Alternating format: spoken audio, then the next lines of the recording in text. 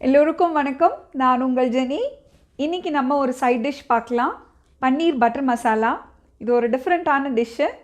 நீங்கள் இதை சப்பாத்தி கூட, அப்புறம் பூரி, நான், பரோட்டா, கீ ரைஸ், ஜீரா ரைஸ் இது கூடலாம் சேர்த்து சாப்பிட இது ரொம்ப நல்லா இருக்கும். இது எப்படி செய்யலான்னு நம்ம பார்க்கலாம் வாங்க. பன்னீர் பட்டர் மசாலா செய்ய தேவையான பொருட்கள்: தக்காளி 1/2 கிலோ எடுத்துருக்கிறேன் நான். அதுக்கப்புறம் பன்னீர் 200 கிராம் போதும். இப்போ நம்ம வீட்டில் எல்லோரும் விரும்பி சாப்பிடுவாங்கன்னா உங்களுக்கு இஷ்டம்னா கொஞ்சம் கூட எடுத்துக்கோங்க. 6-7 காஞ்ச மிளகா, 5 பச்சை மிளகா, அதுக்கப்புறம் ஸ்பைசஸில் ஒரே ஒரு பிரியாணி இலை, ஒரு 1/4 டீஸ்பூன் கரம் மசாலா, 5 ஏலக்காய், ஒரு சின்ன துண்டு பட்டை, அதுக்கப்புறம் 1/4 கப் கேஷ்யூ முந்திரி பருப்பு, உங்களுக்கு கிரேட்டட் இஞ்சி கொஞ்சோண்டு, அது கூட ஒரு சின்ன துண்டு இஞ்சி நறுக்கி வச்சுருக்கேன். 2 டீஸ்பூன் உங்களுக்கு வத்தல் பொடி எடுத்திருக்கேன். 1/4 டீஸ்பூன் மஞ்சள் பொடி, 50 கிராம்ஸ் பட்டர் கூட. உங்களுக்கு வேணும்னா நீங்கள் கஸ்தூரி மேத்தி சேர்த்துக்கலாம், இல்லைன்னா அது வேண்டாம்.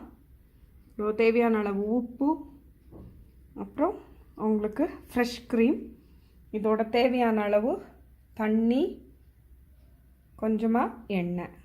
இப்போ நம்ம பேன் ஆன் பண்ணிக்கலாம்.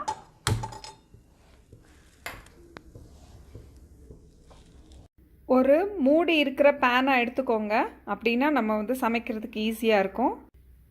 பேன் நல்லா சூடாயிருச்சு. அது கூட கொஞ்சமாக நம்ம எண்ணெய் சேர்த்துக்கலாம். அது கூட முதல்ல தக்காளி ஆட் பண்ணலாம்.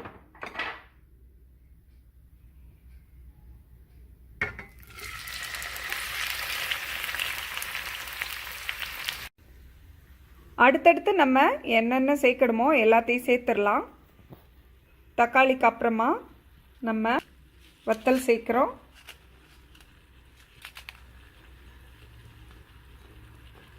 ஒரு 3 பச்சை மிளகாய் சேர்த்துருக்கேன் நான்.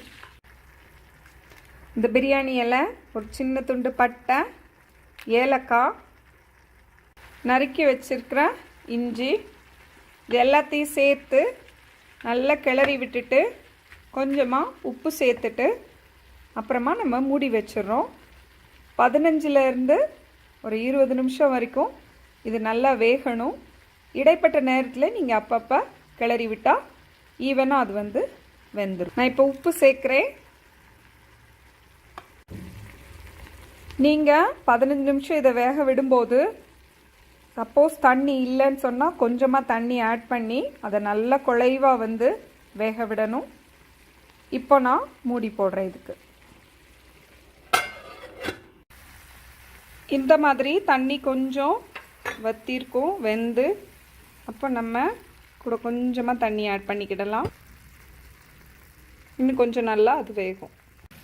இது எப்படி ரெடி ஆகிட்டுன்னு நீங்கள் கண்டுபிடிக்கணும்னு சொன்னால் அந்த தக்காளி நல்லா குழஞ்சிரும். அதே நேரத்தில் அந்த மிளகாவோட கலரும் மாறிடும். இப்போது நமக்கு இது ரெடி ஆயிடுச்சு. இதை இறக்கிட்டு நம்ம கொஞ்ச நேரம் ஆற விட்டுட்டு இதை நல்ல மைய அரைச்சி எடுத்துக்க போகிறோம். நம்ம அதே பேனை கூட எடுத்துக்கிடலாம். இப்போது பேன் சூடான உடனே நான் பட்டர் சேர்க்குறேன். நான் 50 கிராம் பட்டர் வச்சுருக்கேன். அது கொஞ்சம் உருகட்டும். பட்டர் உருகிற நேரத்தில் நம்ம இந்த 4 பச்சை மிளகாய் போடலாம். இதுக்கப்புறம் நம்ம வத்தல் பொடியும் மஞ்சளையும் ஆட் பண்ணலாம். சிம்மில் வச்சுக்கோங்க, அப்படின்னா வத்தல் கரியாமல் இருக்கும். இப்போது நம்ம அரைச்சி வச்சுருக்கிற அந்த விழுதை ஆட் பண்ணுறோம். ஈவனாக கிளறி விடுறச்ச அந்த கலர்ஸ் அழகாக மிக்ஸ் ஆகும். நீங்கள் இதை சிம்லே பண்ணிங்கன்னு சொன்னால் அந்த கலர் அப்படியே அழகாக இருக்கும். இப்போ இந்த ஜாரையை லைட்டாக வாஷ் பண்ணிவிட்டு அதையே கொஞ்சம் தண்ணி ஆட் பண்ணுறதுக்கு பதிலாக அப்படியே ஆட் பண்ணிட்டோன்னா நமக்கு தேவையான அளவு தண்ணியும் சேர்ந்துடும். கரம் மசாலா ஆட் பண்ணலாம்.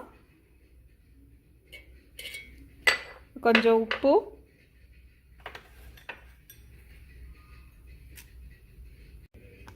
இதை ஒரு மீடியம் ஃப்ளேமில் 3 to 5 மினிட்ஸ் வந்து நல்லா குக் பண்ணுங்கள். அதுக்கப்புறம் நம்ம பன்னீர் சேர்க்கலாம்.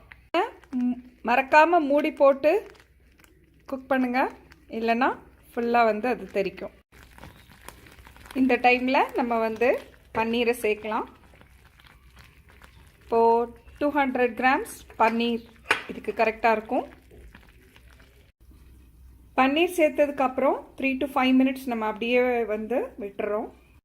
இப்போ நம்ம பன்னீர் பட்டர் மசாலா ரெடி ஆயிடுச்சு. உங்களுக்கு வேணும்னா நீங்கள் ஃப்ரெஷ் க்ரீம் ஆட் பண்ணிக்கலாம். நான் கொஞ்சமாக மேலே மட்டும் கொஞ்சமாக ஆட் பண்ணுறேன். சுவையான பன்னீர் பட்டர் மசாலா ரெடி. இது வந்து சப்பாத்தி கூட சாப்பிட்றதுக்கு ரொம்ப டேஸ்ட்டாக இருக்கும். பன்னீர் பட்டர் மசாலா ரெடி ஆயிடுச்சு.